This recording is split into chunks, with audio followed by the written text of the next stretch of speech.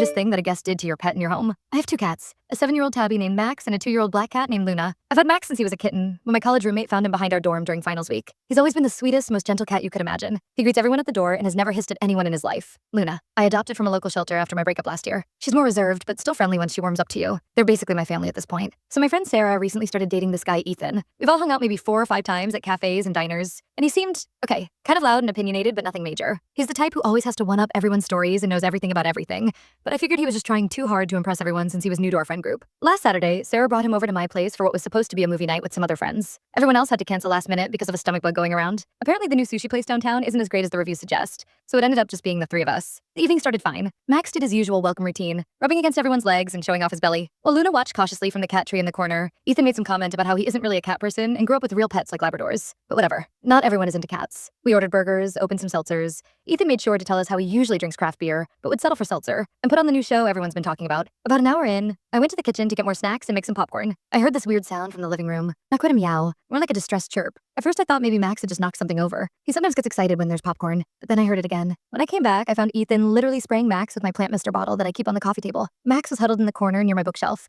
completely soaked and terrified, while Ethan was laughing like it was the funniest thing ever. I nearly dropped the entire bowl of popcorn. Ethan just shrugged like it was nothing. He kept trying to sit on the couch with us. Cats don't belong on furniture, they spread diseases.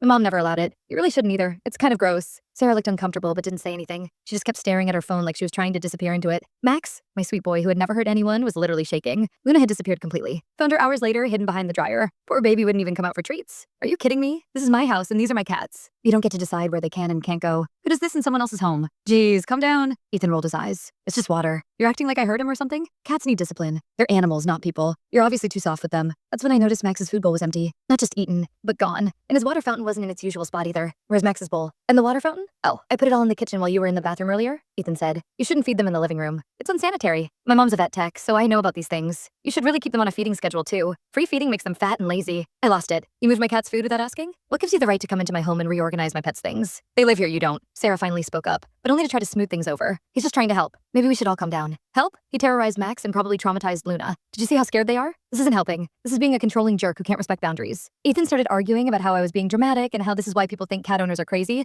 but I stood my ground. Sarah tried to mediate, suggesting we all take a breath and talk about this rationally, but I was done. I told them both to leave. As they were leaving, Ethan had the audacity to say, you know, this is why you're single. You care more about cats than people. It's kind of sad, really. It's been 3 days. Sarah sent me a long text saying I overreacted and that Ethan feels bad. Doubt it. But I haven't responded. She also said he was just joking around and didn't mean to upset me or the cats. Max is still acting weird. He's been clingy and nervous, especially around the couch area. He used to love napping there, but now he'll only sit on it if I'm there too. Luna finally came out of hiding, but runs at any sudden movements. I've never been so angry.